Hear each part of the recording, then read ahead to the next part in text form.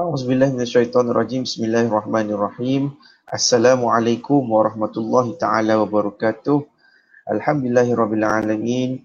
Wassalatu wassalamu ala asyrafil anbiya'i wal mursalin wa ala alihi washabbihi ajma'in. Subhanaka la ilma lana illa ma 'allamtana innaka antal alimul hakim. Rabbi shrah li sadri wa yassir li amri wahlul 'uqdatam min lisani yafqahu qawli. Bismillahirrahmanirrahim. Alhamdulillahirabbil alamin. Ar-Rahmanir-Rahim. Maliki yaumiddin. Iyyaka na'budu wa iyyaka nasta'in. Ihdinas siratal mustaqim. Siratal ladzina an'amta 'alaihim ghairil maghdubi 'alaihim waladdallin. Amin. Bismillahirrahmanirrahim. Allahumma aftah 'alaina hikmataka wa anshur 'alaina min khazaini rahmatika ya arhamar rahimin. Allahumma aftah 'alaina abwabal khair wa abwabal barakah wa abwabal ni'mah wa abwabal rizq wa abwabal quwwah wa abwabal sihah wa abwabal salamah wa abwabal afiyah wa abwabal jannah. Allahumma barik lana fi syahri Ramadan. Allahumma barik lana fi syahri Ramadan. Allahumma barik lana fi syahri Ramadan. Sallallahu alaihi wasallam Muhammad sallallahu alaihi wasallam. Walhamdulillahi rabbil alamin.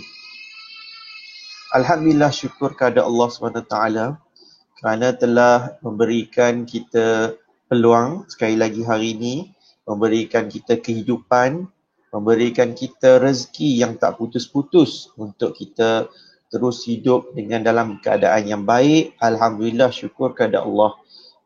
Hari ini dah masuk hari yang ke-13 kita puasa, betul kan? 13. Itu ke 13 ke 12? 13 aku. Kalau saya salah tolong betulkan. Okey. Jadi syukur kepada Allah kerana telah memberikan tuan-tuan dan perempuan yang menonton ni satu kehidupan yang cukup baik. Dan selamat pagi. Assalamualaikum, Waalaikumsalam Puan Arni Shizani, Nurdianah MJ, Tini Ghazali. Assalamualaikum, Waalaikumsalam semua. Selamat pagi semua. Okey, saya minta maaf sangat-sangat saya lambat hari ni masuk sebab pagi ni sahur saya makan spaghetti perangat. Bila spaghetti perangat ni dia masa awal-awal pagi macam ni, macam itulah kan. Kita ada berhadapan dengan situasi peperangan. Jadi minta maaf sangat-sangat saya terlambat dan alhamdulillah bersyukur kepada Allah kerana telah memberikan lagi kesihatan yang baik walaupun dalam keadaan yang tak bagus sikit pun, tapi tak apa. Selamat pagi 13 Ramadan kan? Betul-betul. Saya dah tak lupa sebab ada semua yang peringat. Kadang-kadang saya duduk kat rumah ni saya pun dah tak ingat hari ni hari apa dan sebagainya. Tak ambil pot dah. Kalau dulu mungkin lah kan kita tahu hari apa kita nak kena start kerja kita ni. Tapi bila duduk kat rumah ni saya rasa macam hari-hari kerja saya patutnya live je. Live dan kemudian buat buku. Saya sedang the next ebook dan the next penulisan yang saya fikirkan saya nak posting. Dan ramai juga yang saya tak baca tau. Sebelum ni saya tak baca pun komen-komen yang dalam artikel yang saya, bukan artikel, story saya tu kan. Jadi bila saya baca, saya tengok ramai juga yang suka tengok cerita aku ni. So saya kata tak apa, hari ni insyaAllah saya nak postkan mungkin yang terakhir. Dan saya rasa macam one day saya mungkin nak buat satu buku yang sebenarnya story macam ni lah kan. Saya rasa story berkaitan dengan kehidupan ni ramai orang lalui. Saya percaya ada orang yang lebih teruk ujian dia daripada saya. Itu semua saya faham, saya percaya sangat-sangat.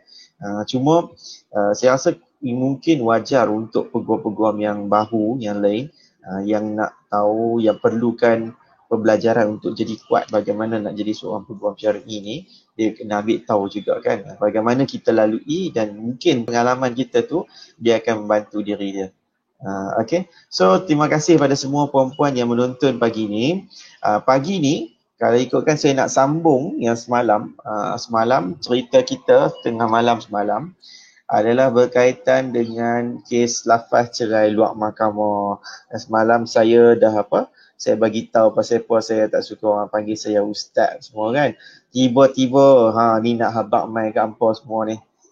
Tiba-tiba pagi ni masa saya nak bangun sahur tu saya tengok Staff saya mesej, staff apa, saya punya legal assistant saya mesej, dia beritahu kata, bos, ni ada gambar terbaru ni, kata gambar apa, saya tengoklah.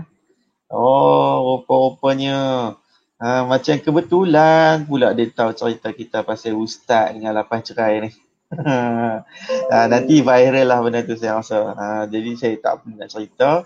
That's why nanti anda tahu apa kisah yang viral yang mungkin ramai orang dah nak tahu sekarang ni.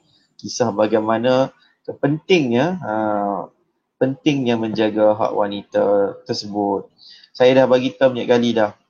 Antara orang yang akan rasa paling masalah sekali bila berkahwin di sempadan Thailand ke, dekat luar negara, kat tempat mana-mana yang tak bertepatan, yang tak ikut undang-undang, dia ikut pakai kepala hukum dia sahaja. Akhirnya orang yang paling merana sekali di dalam kehidupan tersebut tak lain tak bukan adalah wanita yang berkahwin tersebut. Itulah orang yang paling-paling merana. Paling-paling bersedih dan marah. Orang lain pun akan cukup terkesan dengan masalah tersebut. Okay. So, nanti anda tahulah cerita ni. Mesti viral punya lah. Okay. Sebab tu, saya dah cerita banyak kali sebelum ni, bila kita bila kita berkahwin dekat luar negara, dekat mana sempadan Thailand, kalau kat tempat tu tempat yang tak betul, kalaupun tempat tu tempat betul, balik mai ke Malaysia kena buat pengesahan. Kena buat pengesahan dekat sini. Okay.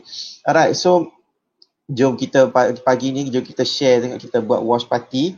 Kita tag kawan-kawan kita ke apa, bagi tahu, perkenalkan saya pada dia, supaya saya nak bercerita kepada anda. Hari ni pun cerita kita pasal pengesahan lafaz cerai luar mahkamah.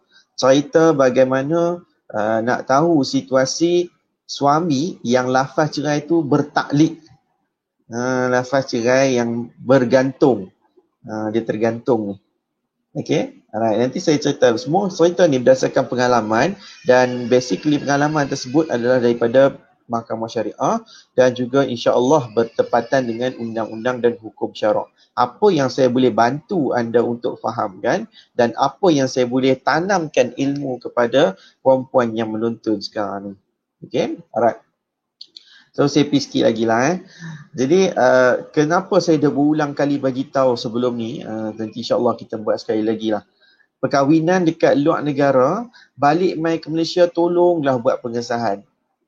Kenapa? Yang paling sukar sekali yang nak berlaku macam ni adalah sebenarnya tindakan pihak laki. Laki ni dia malas nak balik mai buat pengesahan, tahu sebab apa? Sebab dia akan kena ambil tindakan. Dia akan kena dikenakan tindakan undang-undang. Gitu kebanyakan ni. Yang keduanya, ramai orang di balik Malaysia dia tak mau buat pengesahan tersebut sebab dia bimbang. Dia bimbang isteri pertama tahu. Yang itulah tindakan-tindakan pengecut sebenarnya. Terang pagi ni kan, buat apa nak selindung-selindung. No transparent kita panggil. Jadi tindakan-tindakan macam ni akhirnya yang paling kesian sekali adalah kepada wanita. Ya, wanita. Wanita yang diceraikan di luar mahkamah. Tambah-tambah wanita yang diceraikan tu dalam keadaan dia bergantung harap kepada kawan ni saja. Kemudian ada kadang-kadang wanita yang diceraikan tu dalam keadaan dia tengah mengandung. Dia berkahwin dekat sempadan Thailand contoh dia. Kemudian bila dah balik mai ke sini tak buat pengesahan apa-apa, and then dia diceraikan. Macam tu saja. And then dialah yang nak kena buat pengesahan cerai. Dia nak kena buat permohonan cerai. Kalau dia nak buat macam tu, dia kena pergi balik ke tempat yang dia menikah. Kalau dia nak buat dekat Malaysia, dia kena buat dulu pengesahan nikah dulu, kemudian baru pengesahan cerai. Kalau dekat Kedah ni, dekat pejabat agama, dia kena buat pengesahan janda. Faham? So masalah juga macam-macam ni yang akan menyebabkan masalah tu kepada wanita. Orang lafaz cerai luar mahkamah ni kebanyakannya dia tak tahu. Okey, dia tak tahu tindakan dia tu sebenarnya tak bertepatan pun dengan Islam.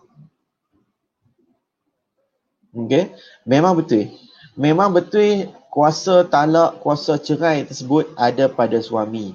Betul, sungguh. Kuasa talak tu ada pada suami.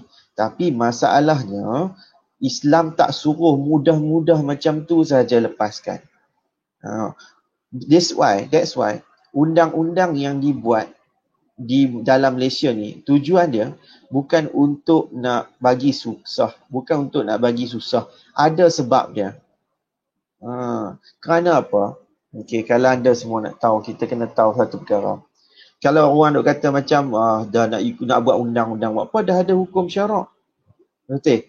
Cuba bayangkan. Cuba bayangkan kita ambil pejam masa kita pejam mata. Cuba bayangkan kalaulah tak ada undang-undang yang kata lafaz cerai itu mesti di hadapan hakim. Okay? Kemudian kita ni bercerai kat luar mahkamah. Tak bagi tahu nak buat tuntutan semua tu. And then kesan dia kadang-kadang dia akan menyebabkan orang ni dia dah lupa berapa kali cerai. And then kalau tak ada benda tu, okay, kalau contohlah kan, dia tak ada nak bukti kata suami dia dah menceraikan dia. Kalau kita bayangkan benda ni tak ada undang-undang, kita tak ada undang-undang, kita ada hukum syarak sahaja. Okay, kita ada hukum syarak saja, tak ada undang-undang. Okay. Cuba bayangkan suami ni lafaz cerai kat luar mahkamah. Bila dia lafaz cerai kat luar mahkamah, automatically kata kita bercerai. Betul ya? Kita tak ada undang-undang ni. Bila kita diceraikan, so kita dah tak ada apa-apa dengan suami kita. Okay? Cuba bayangkan, selepas habis iddah, katakan anda nak tuntut mut'ah, anda tak nak tuntut nafkah iddah. Macam mana nak proof? Macam mana nak buktikan kata suami kita dah bercerai dengan kita? Cuba bayangkan, bayangkan tak ada undang-undang ni. Anda pergi kat depan hakim, saya nak tuntut mut'ah, sagu hati selepas cerai kepada diri saya sebanyak RM30,000 contoh. Okey. Kita akan tanya, apa bukti kamu diceraikan? Tak ada undang-undang ni. Tak ada undang-undang ni, maksudnya tak ada lah proof kata si dia cerai semua tu. Sebab pakai hukum syarak saja.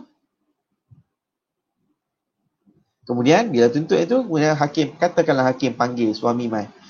Ni suami isteri kamu ni tuntut 30,000. Bekal isteri kamu kata tuntut 30,000 kepada kamu sebagai duit mut'ah.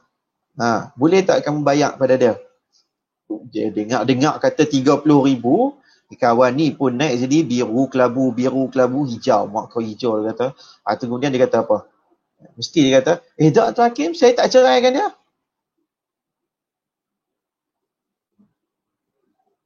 Semalam kita dah bercerita tentang laki-laki ataupun suami yang sanggup bersumpah palsu di hadapan hakim. Dia kata tak ceraikan isteri dia sedangkan ada voice note, ada WhatsApp yang jelas. Sanggup sumpah palsu tu dalam keadaan orang yang ada bukti juga tu kan. Cuba bayangkan kalau orang yang tak ada bukti.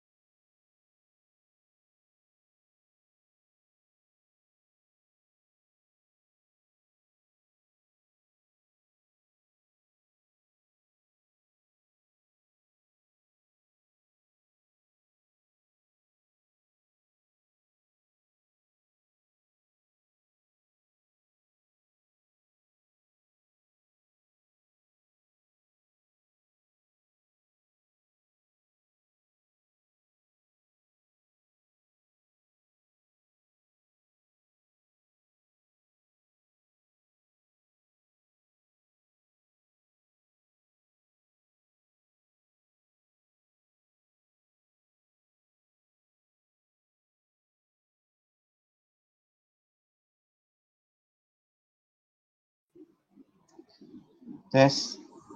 Test. Okey ke? Aduh. Aku mencite lah dengan line ni kadang-kadang. Minta maaf semua. Yang mana yang masih boleh nonton ni boleh nampak saya ke? Boleh dengar tak suara saya? Boleh Okey, aduh. Saya minta maaf sangat-sangat. Nyampah kau benda macam ni. Okey. Jadi kita dah minta tadi anda bayangkan bagaimana situasi kalau orang yang jenis pakai hukum syarak saja, dia rasa tak perlu undang-undang pada diri dia. Siapa yang paling naya sekali?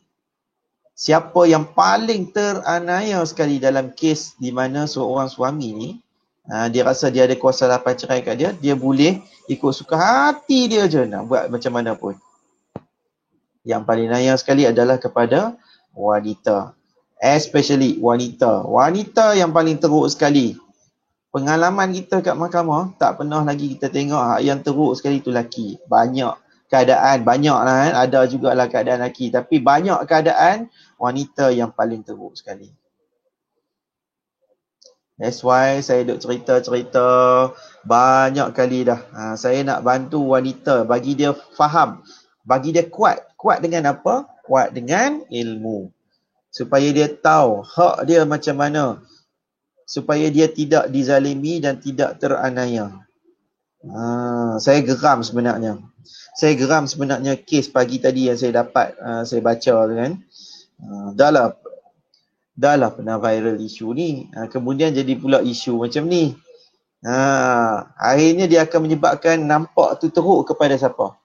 Nampak cerminan teruk tu kepada lelaki Islam. Lelaki Islam yang lain. Especially geng-geng orang agamawan. Saya betul lah, saya kata saya bukan agamawan. That's why saya tak suka, saya ada guna perkataan ustaz. Tapi sikit sebanyak dia akan terkena juga pada diri kita.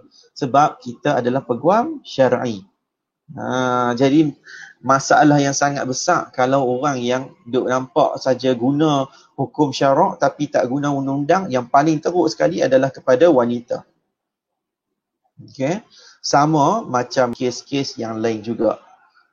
That's why pentingnya untuk kita buat pengesahan lafaz cerai di mahkamah. Ada undang-undang kita kena buat. Kalau nikah dekat luar negara pun, kalau dah termenikah dekat luar negara, kena balik main Malaysia dan buat pengesahan. Kat mana tempat anda pergi pun kena buat. Sebab undang-undang ni dia nak jaga kita. Dia nak jaga dan pelihara. Undang-undang tak ada lah macam contohnya nak menzalimi orang, unless lah kalau undang-undang tu dicipta oleh seorang saja.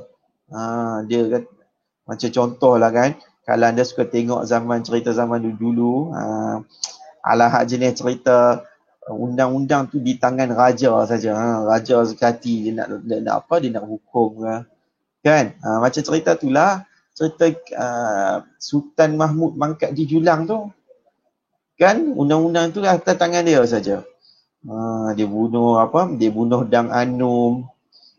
Kan? Tapi tak, kita zaman sekarang ni, undang-undang ni tujuan dia untuk nak kawal, nak bagi adil. Cuba nak jaga keadilan. Walaupun mungkinlah keadilan tu tak capai 100%. Mungkin takkan dapat 100% dekat dunia ni. Sekurang-kurangnya keadilan tu boleh dapatlah juga dekat dunia ni. Tapi dekat akhirat nanti itulah keadilan yang paling tinggi sekali. Kita sebagai orang Islam yang beriman, kita percaya adanya hari keadilan kan. Hari keadilan itulah hari yang paling adil sekali di mahkamah syariah. Kalau orang yang bersumpah palsu, ditipu dan sebagainya, nanti siaplah dia dekat akhirat. Kalau dia duduk menaya dekat dunia ni, kemudian dia duduk menaya perempuan dan sebagainya, nanti dekat akhirat nanti dapat dah masalah dia tu dekat akhirat. Okay. Tapi macam mana pun, apa yang penting untuk kita tahu adalah kita kena tahu tentang betapa pentingnya untuk membuat pengesahan lafaz cerai.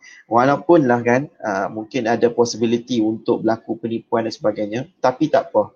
Tujuan kita, niat kita, nawaitu kita tu mesti kuat untuk kita nak buat benda yang betul. Benda yang betul itulah yang kita mungkin sukar, tapi kita kena buat.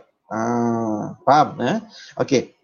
So, bagaimana lafaz cerai yang dikatakan lafaz cerai taklik, taklik ataupun tergantung. Kalau kita sebut taklik ni, kita kena tahu satu perkara. Dalam mahkamah syariah, okay, taklik ni maksudnya yang ada belakang sijil nikah. Tu lafaz taklik. Faham eh? Apa maksud taklik ni? Taklik ni bahasa Arab. Makna dia janji. Taklik tu janji. Okey, janji ya. Taklik tu janji. Ni kita belajar perkataan Arab. Kalau siapa yang tak tahu hak baru ni, nama dia taklik ni dok sebut. Ni dia lah suami dah bertaklik, suami dah bertaklik. Lepas akad nikah kena baca taklik ni. Dan taklik ni benda apa? Kadang-kadang ada orang tanya kan. Dulu masa saya nak nikah dulu tu, Tok Kadi tu tanya apa? Saja nak test saya kot. Tok Kadi tu tanya, ni boleh baca kot no taklik. Taklik tahu kot benda apa? Saya tahu. Benda apa taklik dia tanya. Saya kata taklik tu janji lah. Okey. Betul peguam. Jadi dia tahu kata taklik tu janji. Taklik is janji. Janji untuk tidak buat apa-apa. Jadi janji tu itulah taklik. Jadi suami bertaklik. Kalau kita sebut taklik ni maksudnya lafaz taklik yang ada belakang sijil nikah. Belakang sijil nikah tu disebut lafaz taklik. Bahawa sekiranya aku meninggalkan isteriku selama 4 bulan Qamariah berturut-turut tanpa aku, dan yang kedua, jika sekiranya aku tidak menafkahi isteriku selama 4 bulan Qamariah berturut-turut, sama ada aku atau mana-mana wakil aku tidak datang memberikan kepada dia nafkah.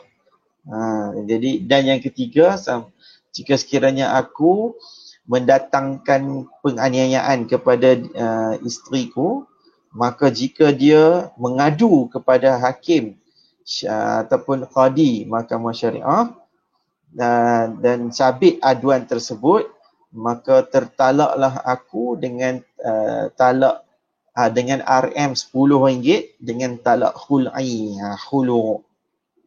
Selalu kan biasa dengar kan. Semua negeri ada lafaz taklik kecuali Perlis. Anak perempuan negeri Perlis, dia tak ada taklik lah. Nikah dengan wanita negeri Perlis, dia tak ada lafaz taklik. Okay. Alright.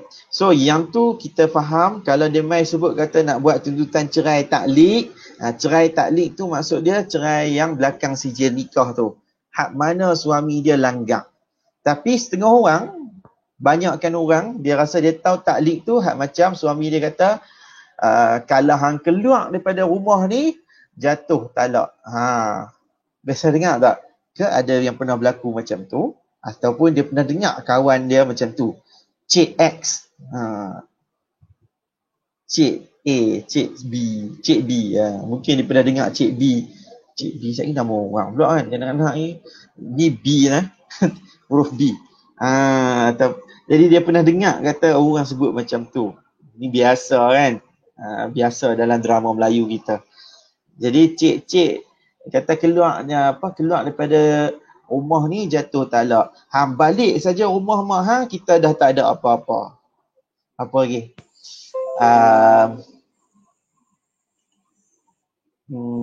Apa lagi ya? Kalau aku tahu kata hang berkawan lagi dengan lelaki tu, jatuh talak. Faham? Yang tu pun bolehlah kita sebutkan sebagai taklik juga. Janji yang mengikat. Okay. Baik. Apa keadaan yang macam tu? Bagaimana kita nak tahu sama ada lafaz cerai taklik ni, lafaz cerai taklik ni dia berkuat kuasa. Kita ambil taklik ni maksudnya taklik yang lafaz cerai yang tergantung. Maksudnya lafaz cerai luar mahkamah yang bertaklik, bukan taklik yang belakang sijil nikah tu. Ni kita ambil hak yang menggantungkan isteri dia tu dengan sandaran sesuatu. Okay. Baik.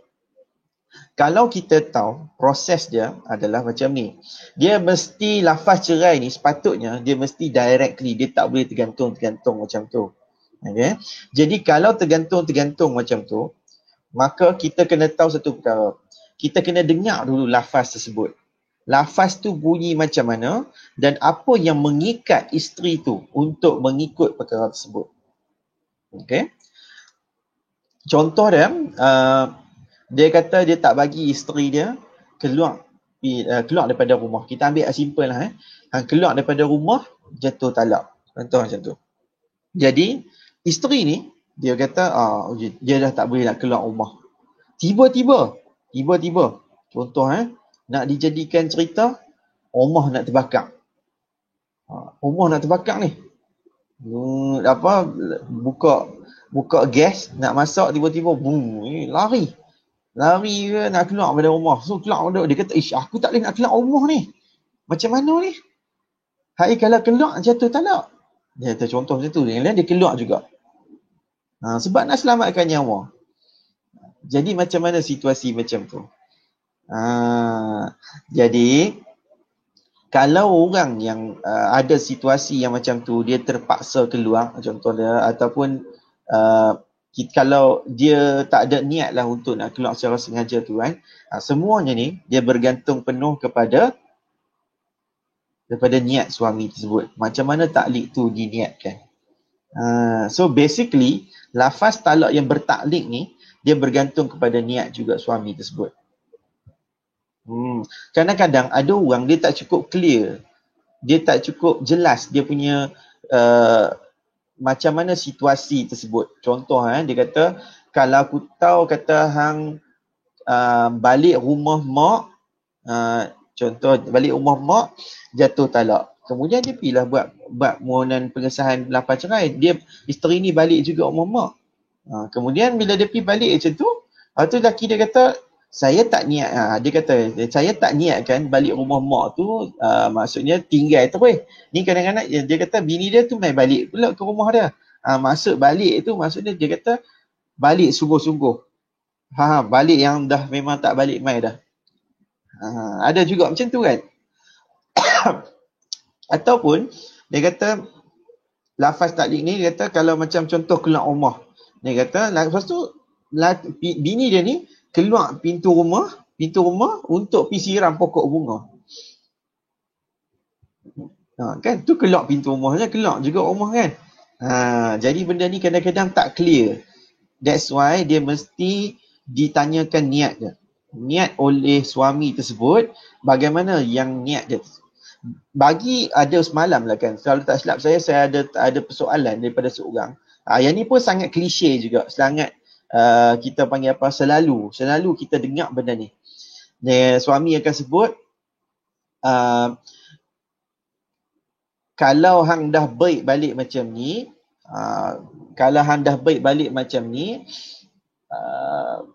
barulah senang aku nak ceraikan hang. Macam tu contoh ataupun kalau hang dah baik balik macam ni, contoh baik balik ni maksudnya, kalau hang dah perangai macam ni, lebih baiklah kita bercerai. Contoh macam tu. Okey. Jadi yang tu ayat yang ada jelas, ada perkataan yang jelas. Tapi dia macam dia ni tak directly dia sebut. Faham tak? Dia macam tergantung juga kan. Bila tergantung macam tu, pada pengalaman kita, dia mungkin tak akan sampai satu tahap untuk kata lafaz cerai lagi. Jadi dia bergantung penuh kepada niat suami sebut. So selalunya bila pergi kat mahkamah, suami tu akan cakap, Dok Tuan Hakim, saya tak niatkan macam tu. Saya kata kalau dia perangai balik macam tu, elok kita bercerai. Bukan saya time tu saya nak ceraikan dia. Ini pun macam bertaklid, mengikat juga perkara tersebut. Okay. Alright. Saya rasa lebih baik perkara ni saya ambil soalan lah sebab saya percaya ramai orang dia akan ada banyak soalan berkaitan dengan taklid ni. Okay. So kita belajar based on practice terus. Okay. Saya lupa nak ucapkan selamat bekerja lah kepada orang-orang yang sedang bekerja hari ini. Dan mudah-mudahan lah anda dapat selamat lah daripada masalah-masalah dan penyakit sebagainya. Okay. Alright. Ni soalan pertama. Puan Suhaiza Mahzir. Salam tuan. Okay, saya nak tanya. Suami saya pukul, lepas tu maki-maki saya. Dia dah kena tangkap, duduk dalam penjara 1 tahun. Tapi saya minta fasah sampai sekarang belum selesai, dah 3 tahun dah. Dia tak bagi nafkah zahir untuk anak-anak. Okay. Puan Suhaiza, okay, yang ni dia lari sikit apa. Okay, serat. Kalau suami dah masuk penjara setahun, kita tuntut fasah. Basically, tuntut tu biar direct tuntut nafkah zahir tak dapat lebih daripada 3 bulan, bukan kepada anak-anak tapi kepada diri kita. Kita yang kahwin dengan dia, bukan anak-anak yang kahwin kan. Jadi nafkah diri kita tu hak yang gagal selama setahun tu, insya-Allah yang tu memang akan boleh dapat. Okay, kalau suami yang duduk dalam penjara basically dah tak ada tanggungan lah kan. Dah tak ada orang nak menanggung, unless lah kalau bapak mentua kita duk main tanggung lagi, yang tu mungkin payah sikit. Okay, sebab ada orang lagi masih menafkahi diri kita. Tapi 3 tahun dah tu. Saya rasa Puan Suhaiza Mahzir, Puan Suhaiza saya rasa kena PM lah Puan Suhaiza ni. Puan Suhaiza tak tahu lah, tapi kalau saya tak mau Puan Suhaiza PM saya. Kalau Puan Suhaiza ada peguam, saya tak mau. Saya tak mau kalau orang yang dah ada peguam nak tanya saya macam mana nak buat. Saya tak mau. Sebab itu sangat-sangat berlanggar dengan etika. Jadi yang pentingnya, kalau saya boleh ceritakan, insya-Allah benda ni boleh selesai. Cuma masalah dia adalah masalah prosedur, saya percaya. Masalah yang kita nak kena buktikan. That's why lah saya selalu bagi tahu kepada anda semua. Kalau anda yang tak ada persediaan, yang belum buat lagi persediaan, kalau dia nak bersedia sebagai seorang yang kita panggil capable, berkemampuan di dalam mahkamah, dapatkan e-book ni. 16 bukti fasah ni. Siapa yang belum dapatkan lagi, tolong dapatkan. Okay? Sebabnya, yang ni lah adalah satu bentuk pembacaan untuk persediaan. Praktikal terus.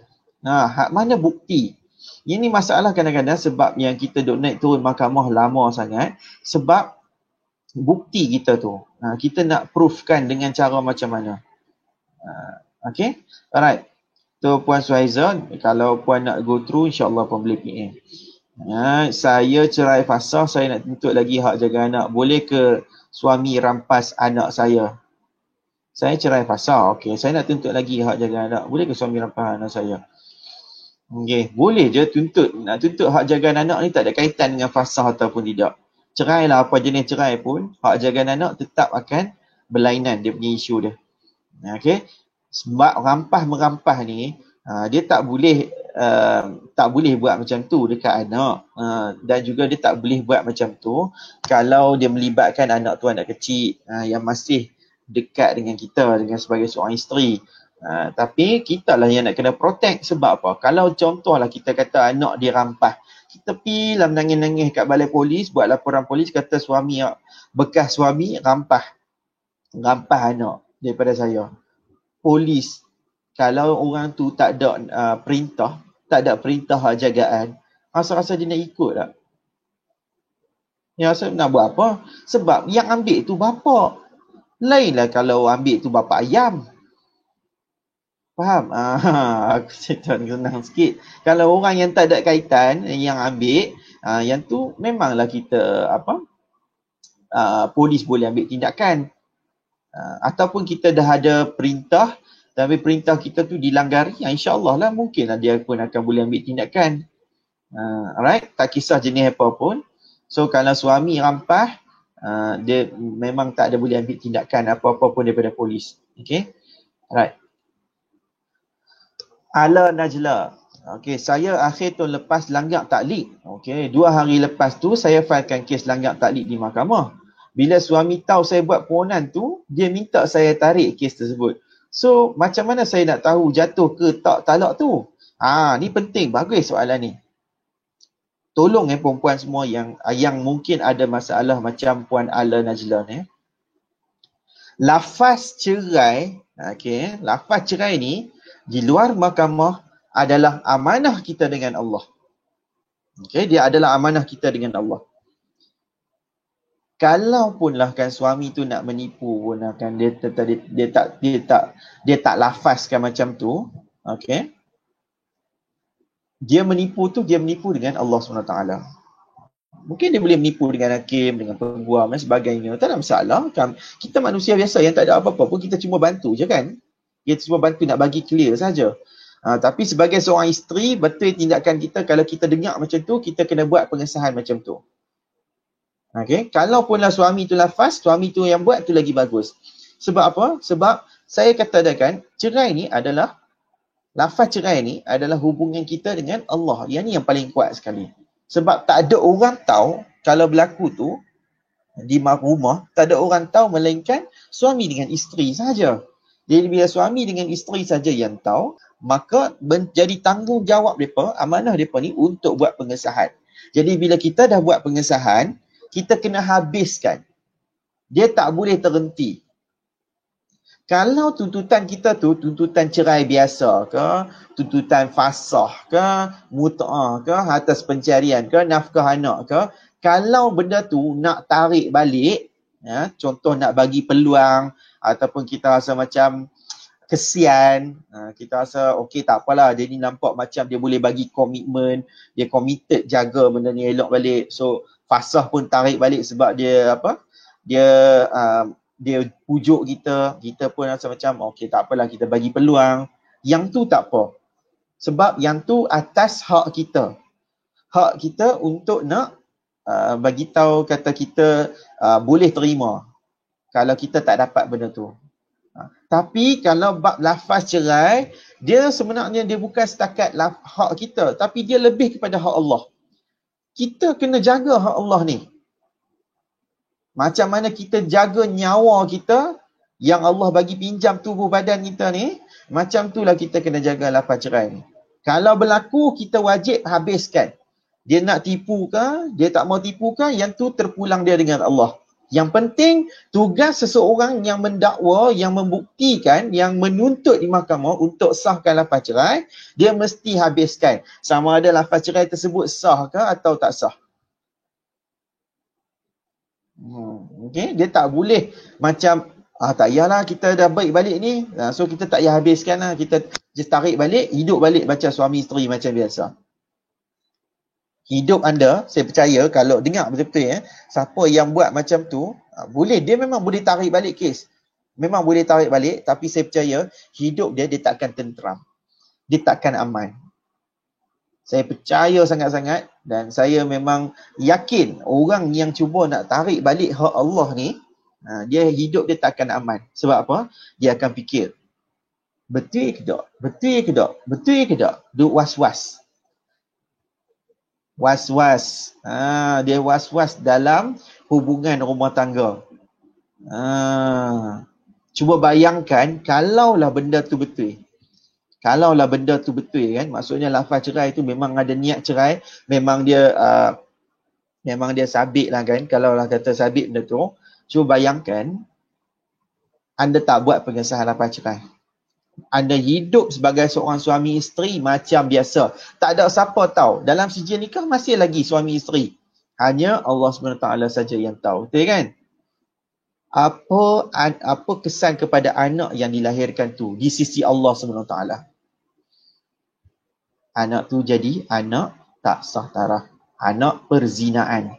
Sebab kita dengan suami isteri ni sebenarnya dah bercerai, tapi kita masih lagi tak buat pengesahan. Di sisi undang-undang kita masih lagi suami isteri sebab ada sijil nikah. Tak ada orang tahu pun kata lafaz cerai. Sebab tu dia kata hubungan ni hubungan dengan Allah. Kemudian anak yang lahir tu betul di sisi undang-undang tu suami isteri, tapi di sisi Allah SWT renung-renungkan selamat. Okey, beramal. Okey, alright. So, bagus Puan Ala Najla, tapi tolong dengar nasihat saya dan saya percaya orang ni semua pun, pegawai mahkamah pun semua akan kata benda ni tak boleh tarik balik. So, macam mana saya nak tahu jatuh ke tak talak tu? Kena teruskan Puan. Kena teruskan. Okey. Kalaupun memang betul tak berlaku, habiskan. Biar dapat keputusan daripada mahkamah. Biar keputusan tu datang daripada keterangan suami tu di hadapan hakim. Alright, samalah dengan orang-orang lain semua. Faham Bagus, soalan macam ni membuka minda, membuka mata kita semua yang lain-lain. Alright? Okay, alright. Puan Hashimah Mantali. Assalamualaikum. Waalaikumsalam Puan. Nak tanya, kalau suami berkata, kalau aku cakap aku ceraikan kau baru jatuh talak. Soalan saya, adakah jatuh talak masa dia bercakap demikian?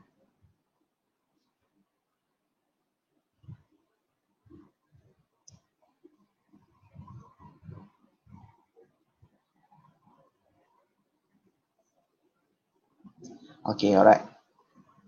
Saya faham dah sikit kot. Okay, saya cubalah. Apa yang Puan Hashimah Mantali cakap, tapi saya nak claim dulu. Saya tak boleh nak sahkan. Okay, saya tak boleh ambil diri saya ni sebagai seorang yang boleh mengesahkan. Sebab saya bukan hakim. Okay? Saya bukan hakim Mahkamah Syariah. Nak tahu sah tak sah ni, dia mesti dibuat di hadapan hakim sebab dia mesti melalui proses perbicaraan. Kena dengar keterangan daripada suami juga. Alright? Cuma apa yang boleh saya bagi tahu, saya ni boleh bagi tahu pandangan. Pandangan saya berkaitan dengan undang-undang, hukum syarak dan pengalaman di dalam Mahkamah Syariah. Okay? Alright.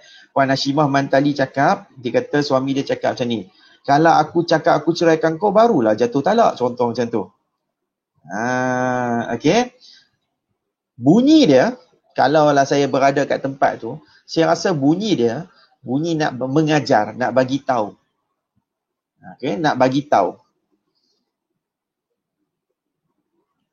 Dia memang betul ada lafaz perkataan yang jelas, ada perkataan cerai, ada perkataan jatuh talak.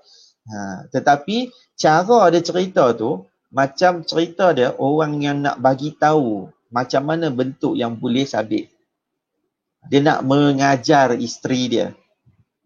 Okay. Tapi, Puan Hashimah Mantali. Benda ni, kalau ayat macam ni, saya percaya benda ni dia nampak macam talak. Tapi kita tak tahu. Macam mana kita nak tahu? Kita bergantung kepada niat dia. Jadi, penting Puan Hashimah Mantali untuk buat pengesahan. Buat pengesahan dan benda ni saya percaya nanti dalam mahkamah suami pun akan beritahu, kata dia tak ada niat, dia hanya nak beritahu kata yang tu bentuk yang dia nak mengajak kita. Macam mana cara dia nak lafazkan talak pada puan. Tu pada pengalaman lah yang saya tengok selalu dalam mahkamah. Dia kata dia tak ada niat macam tu sebab dia kata yang tu saya nak mengajak je. Saya nak bagi tahu kata yang ni kalau nak lafazkan tu, yang ni lafaz aku macam tu lah. Macam saya sekarang ni. Saya beberapa kali dengar perkataan cerai, beberapa kali saya sebut perkataan talak. Tapi adakah maksudnya saya menceraikan isteri saya? Tak kan? Saya nak mengajak. Cikgu yang mengajar, dia tak boleh dikira. Faham Okey. Puan Hashimah Mantali punya soalan ni bagus. Tapi pada nasihat saya, Puan Hashimah kena pergi buat pengesahan. Dan biar dia bagi tahu sendiri niat dia tu kat depan hakim macam mana. Okay. Niat ni memang bergantung penuh pada suami tu. Tak ada orang lain boleh tentukan niat tu melainkan diri dia tu sendiri. Alright.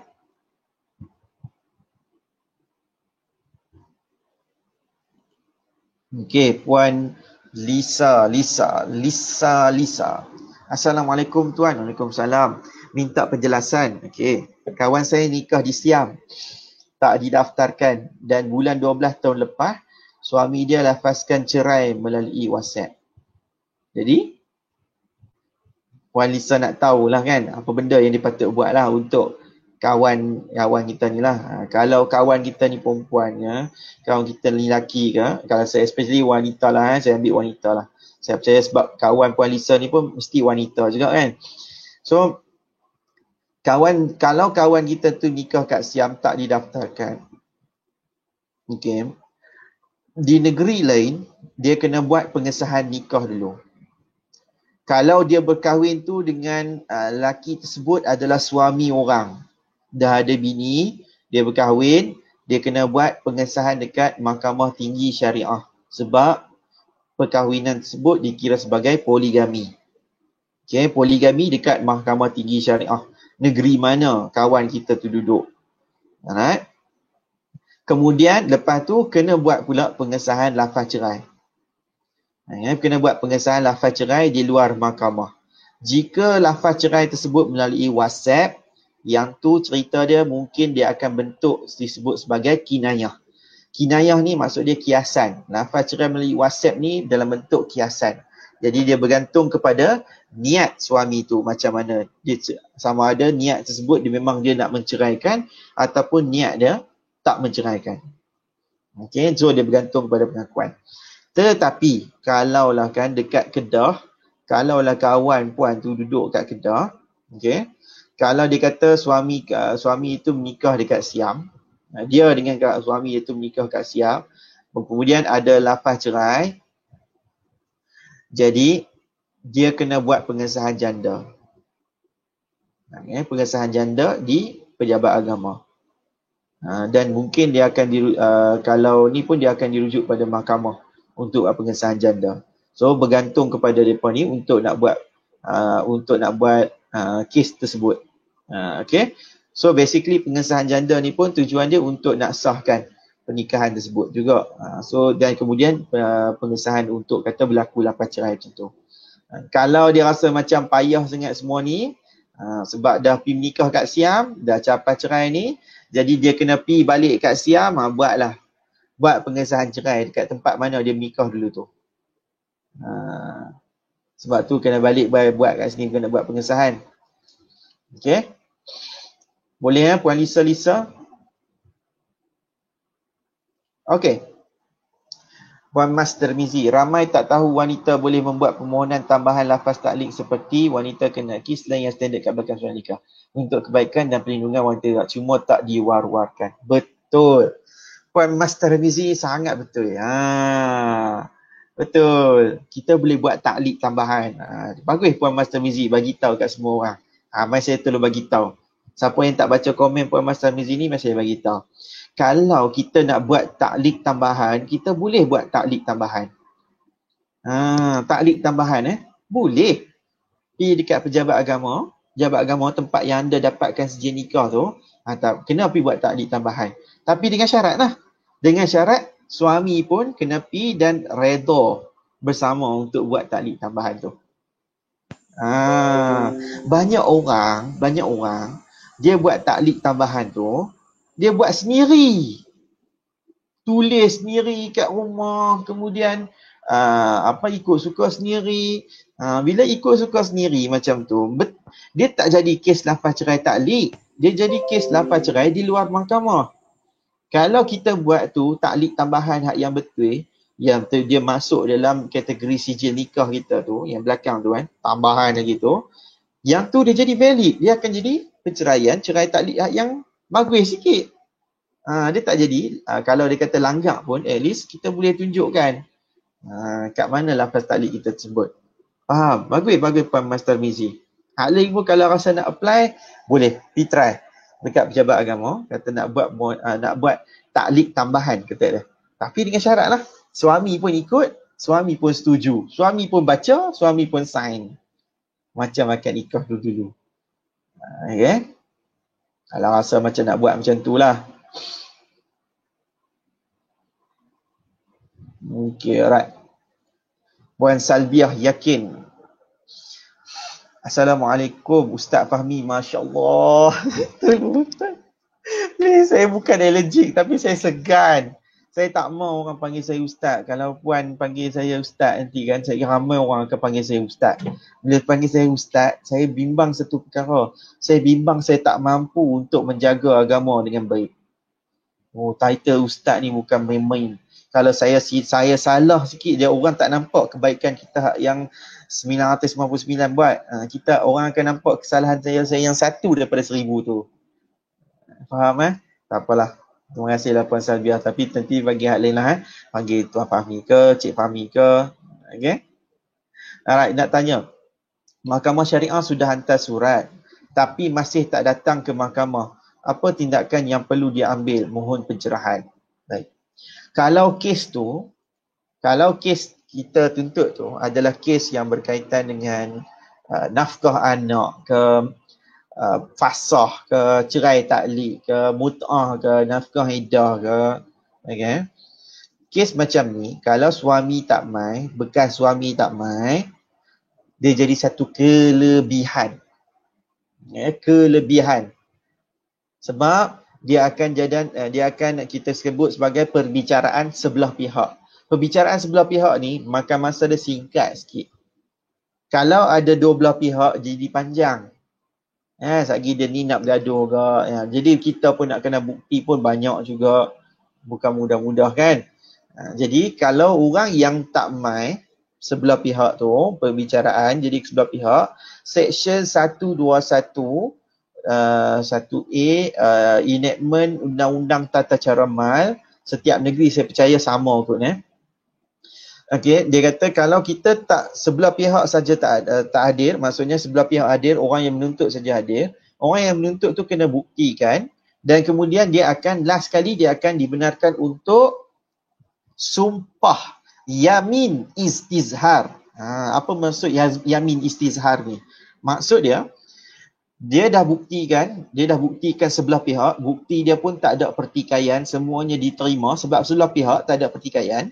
Kemudian disebabkan ketidakhadiran sebelah pihak, jadi tuntutan tersebut dia mesti dikuatkan dengan sumpah daripada orang yang menuntut. Itulah kita sebut sebagai yamin istizhar, sumpah untuk menguatkan. Baguslah. Okay, tak perlu nak mengharapkan dia mai. Even kalau orang mai jumpa saya pun, kalau saya tengok tuntutan macam tu, kita pun tak mengharap dia mai. Lagi bagus. Lega, senang sikit, cepat.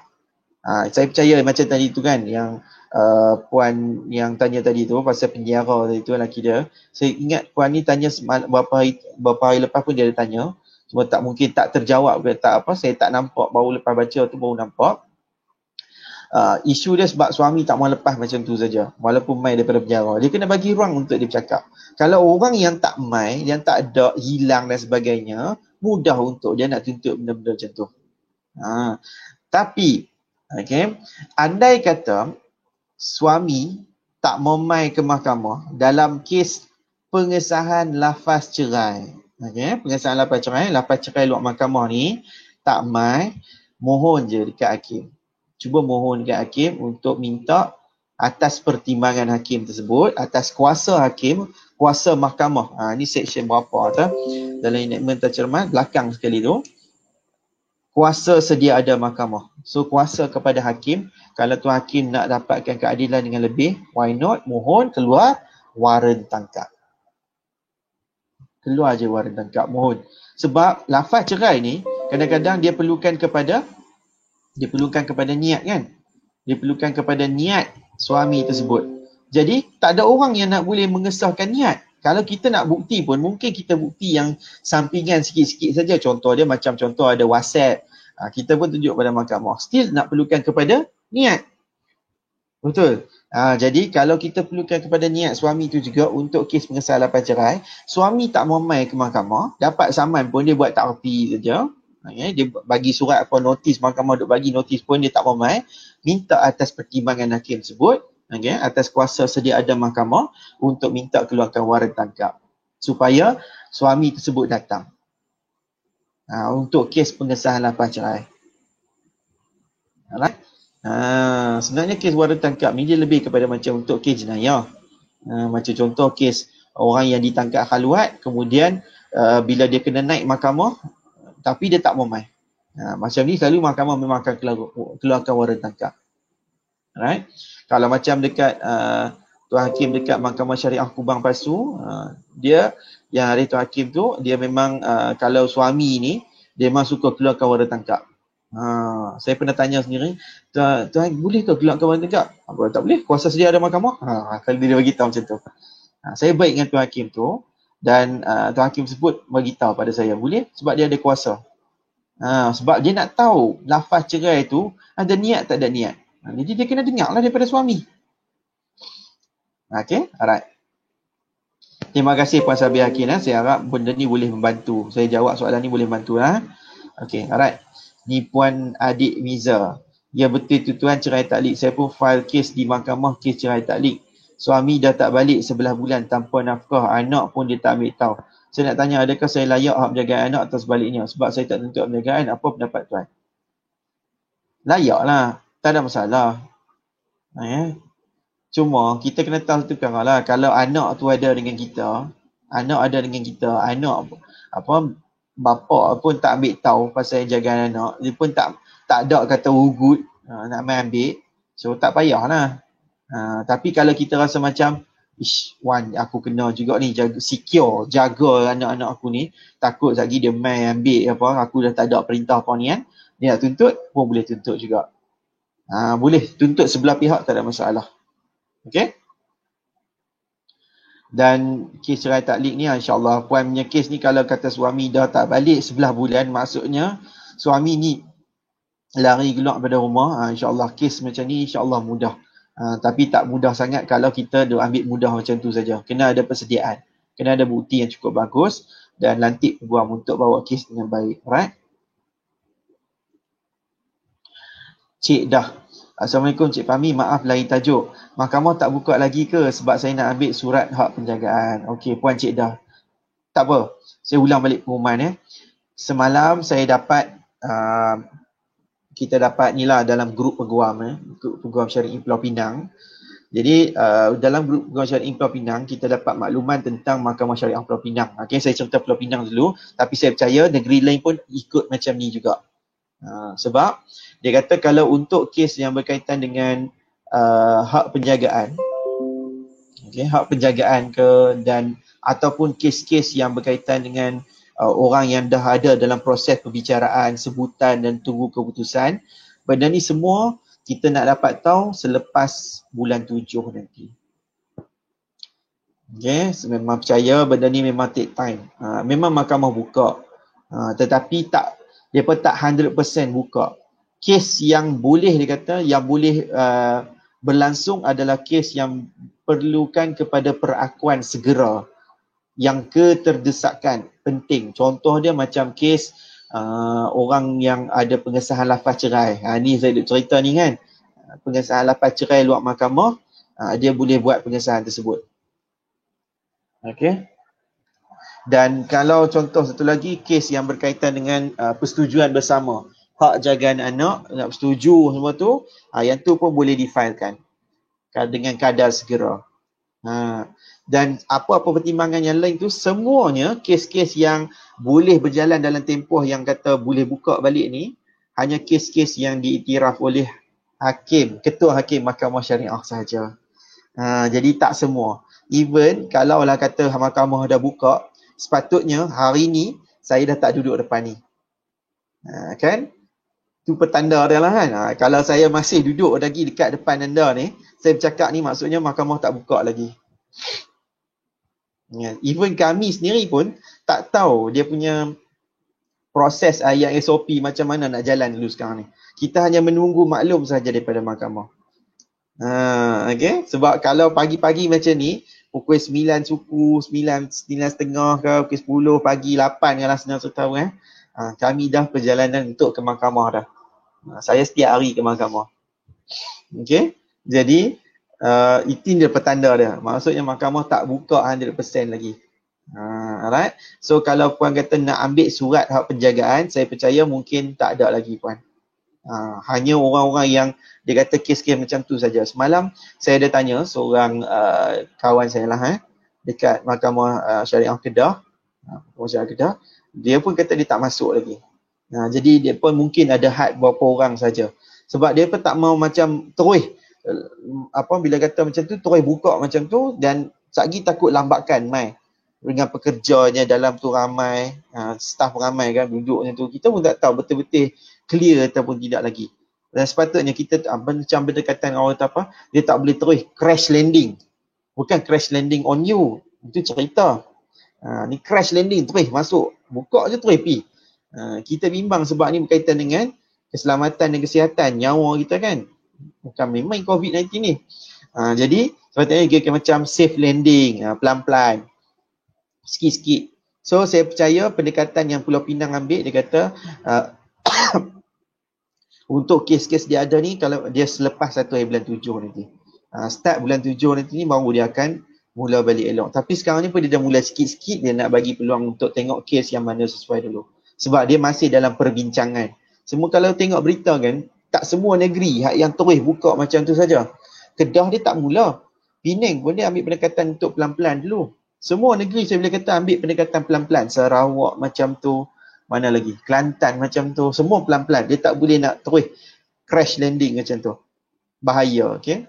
So sabar sekejap Puan Cik Dah. Alright.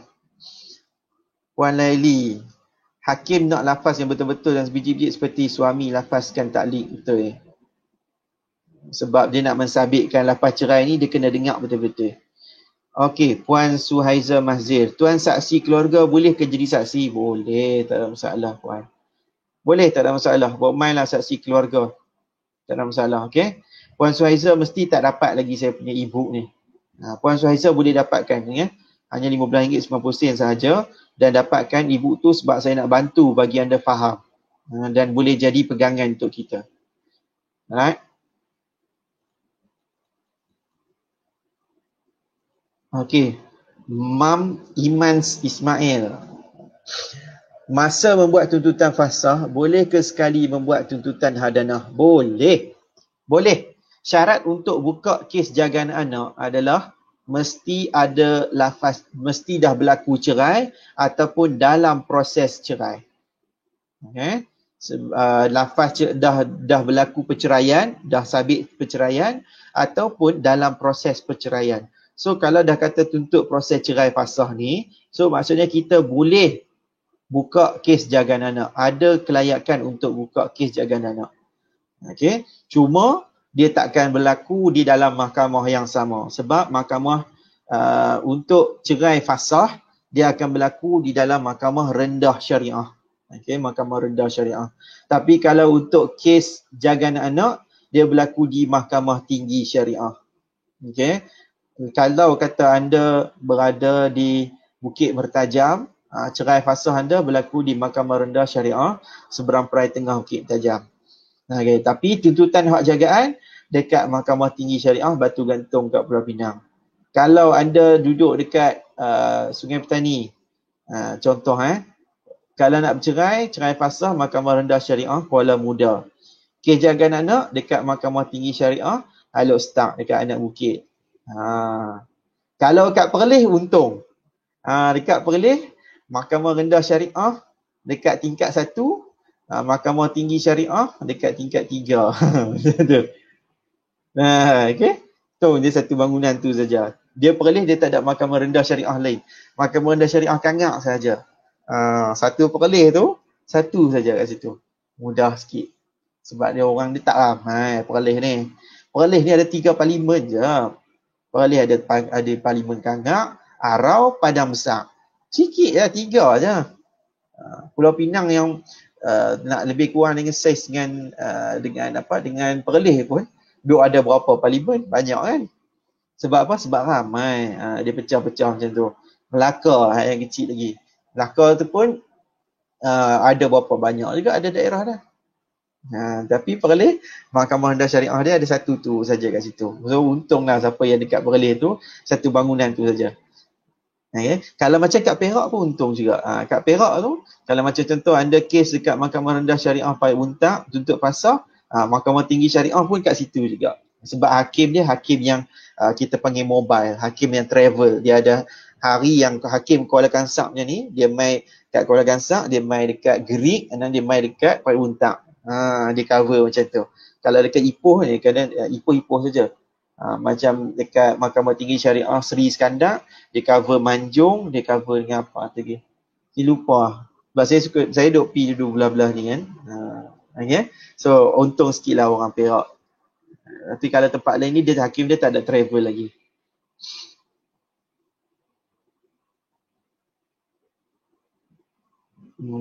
Okay. Oh, sambungan Puan Mam Iman Sliman. Baru nak memfasal perintah mahkamah belum ada lagi. Tapi dah buat laporan polis untuk tidak balik ke rumah bersama anak-anak kerana bimbang keselamatan ATS.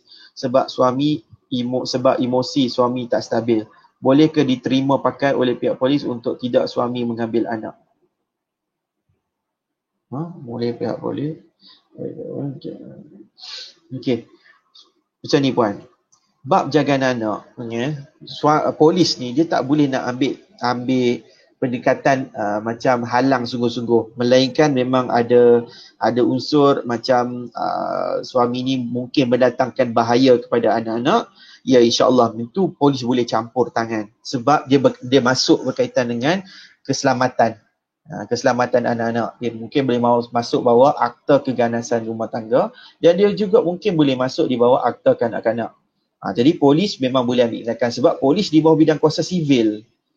Polis di bawah bidang kuasa sivil untuk jaga kita semua, masyarakat sivil. Jadi kita boleh, dia boleh ambil tindakan kalau macam tu. Tapi kalau macam contohlah kan, bapa ambil anak rampas macam tu saja, tak ada perintah daripada mahkamah syariah kata hak jagaan tu dapat kat kita dan sebagainya, polis ni pun dia tak akan boleh nak ambil lebih. Cuma dia mungkin boleh nasihat dan dia nak bagi perlindungan sahaja, perlindungan dari sudut keselamatan saja. Tapi kalau bapa tu main dalam keadaan yang elok, ambil semua tu, saya percaya mungkin dia tak akan sampai satu tahap polis ni nak campur tangan lebih-lebih. Saya pernah tengok satu kes tu, polis tu dia pergi escort saja, dia pergi tengok je, dia takut ada benda yang berkaitan keselamatan. Dia tak ada kata polis ni nak pergi rampas ke tak. Jadi kita dalam bab jagaan anak, kita ni yang kena jaga dengan lebih. Kita yang kena protect anak-anak kita dengan baik. Alright?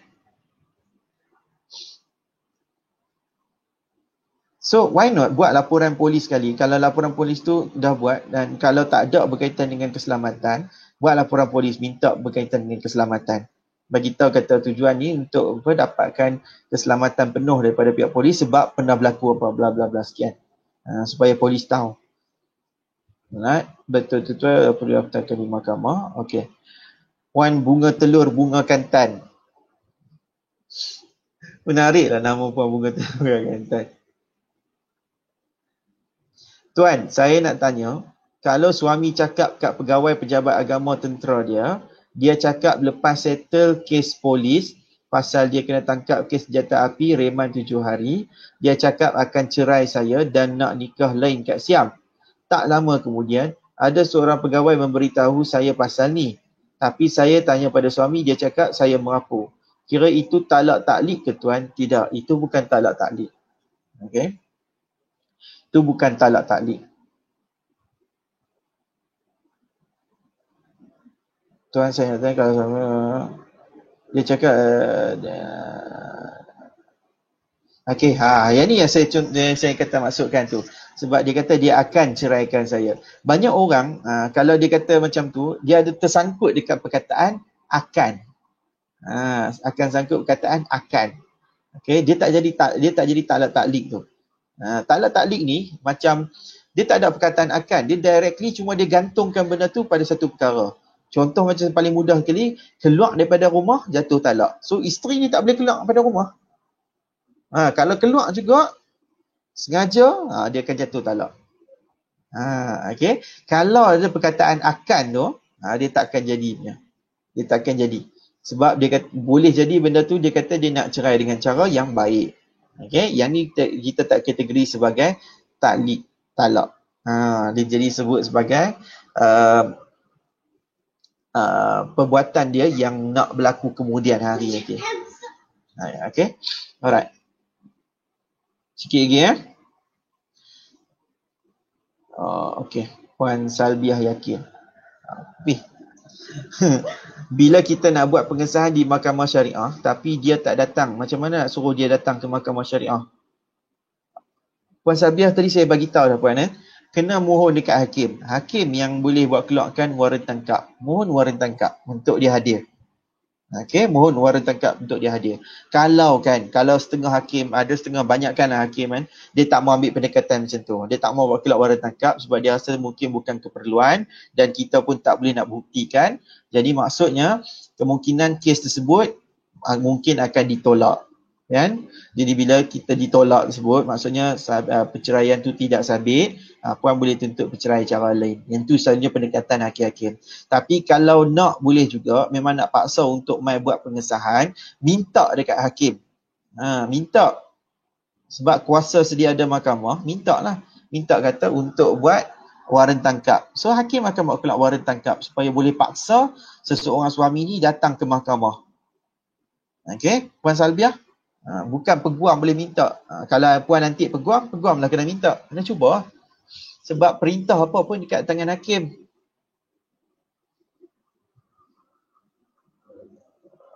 Tuan, saya dah PM tepi semalam tapi tak ada respon. Okey, nanti saya minta legal assistant saya check. Puan Suhaiza Mahzir.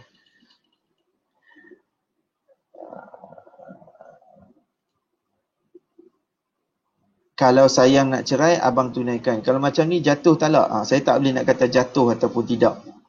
Okey.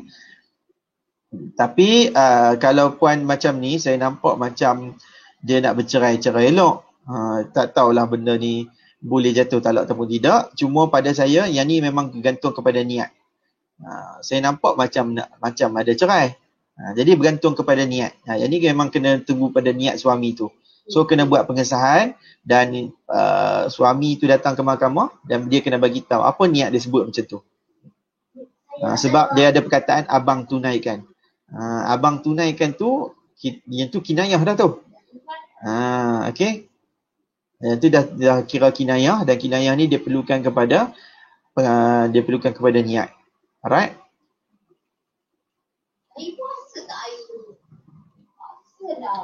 Apa kata semasa kita tengah-tengah bahagia tu kita pergi buat talik tambahan. Mungkin suami setuju masa ni. Jangan tunggu setelah suami buat hal. Masa ni mungkin suami tak setuju. Betul Puan Rosnani Ishak. Okey. Kalau dah bertaklik boleh ditarik balik ke? Tak boleh. Bila dah bertaklik tak boleh ditarik balik. Okey. Bila dah dijanji tak boleh ditarik balik janji tersebut. Okay. Macam contoh kita berjanji dengan Allah, buat tu kita tak boleh tarik balik janji kita. Kan? Benda yang boleh ditarik balik ni macam hibah bapak kepada anak. Bapak ni bagi rumah ke anak dia. Hadiah dia kata. Kemudian dia tengok perangai anak dia ni lebih kurang apa terus ni, tu bapak boleh tarik balik hibah tersebut. Dia ada dalam hukum syarak. Benda ni semua kita nak kena bahas panjang. Ni saya bagi contoh. Okay. Alright. Last. Tak lama dah ni. Penang, pejabat agama buka hari apa? Lepas tu kalau suami dia pernah kata dia tak kisah duk jadi duda, jatuh talak tak? Tanya bagi member. Elah, tanya bagi pihak member pula Puan Nuraini ni. Kenapa member tu yang tak tanya? Member tu segan dengan saya ke? Okay. Saya percaya saya mati, tapi saya ikutkan, saya percaya minggu depan pejabat agama Penang buka balik. Okay. Sebenarnya kalau ikutkan ada pejabat agama yang buka. Contoh kan, orang yang menikah online kan. Yang menikah online tu kan, menikah ni kan proses melalui pejabat agama. Jadi maksudnya pejabat agama buka lah.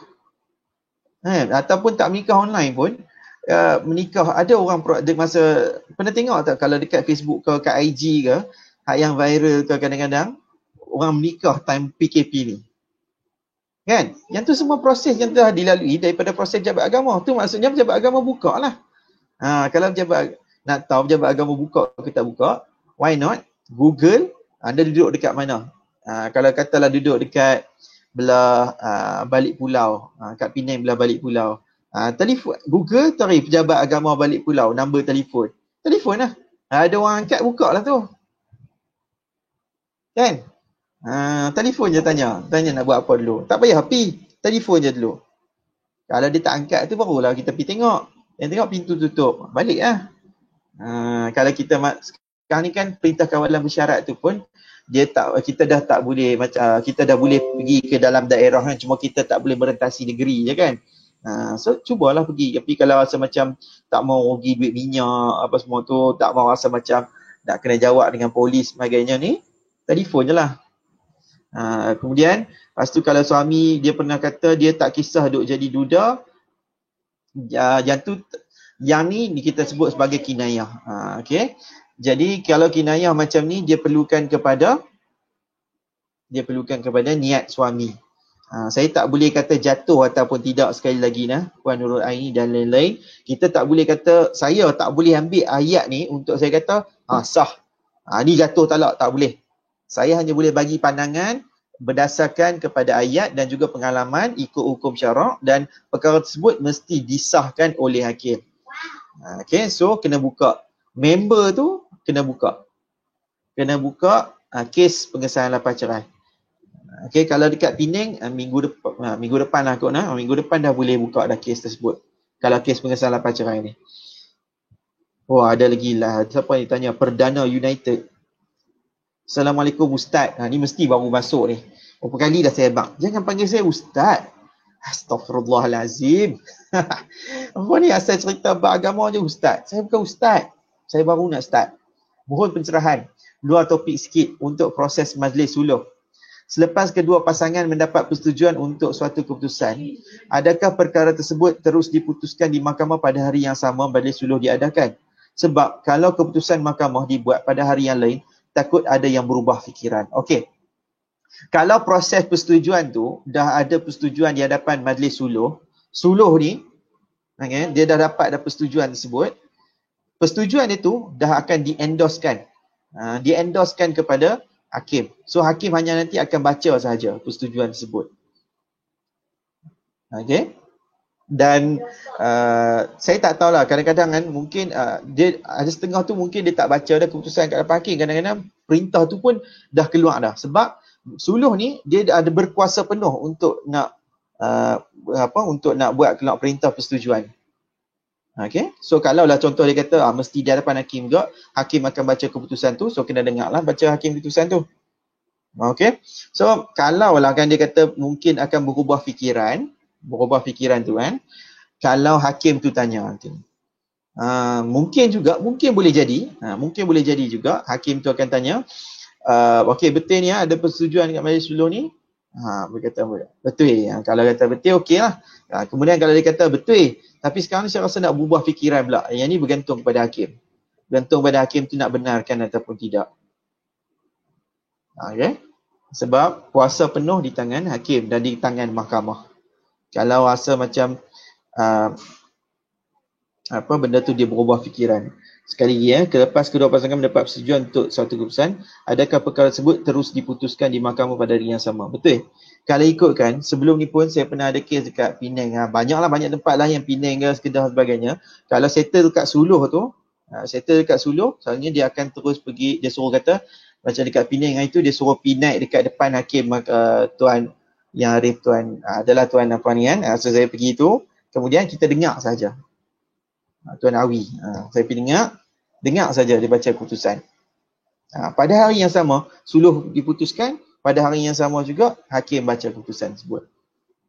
Okay. Alright. So itu sajalah. Saya mohon ampun dan maaf, dah pukul 9.37 dah, lebih kurang 1 jam 20 minit dah kita live.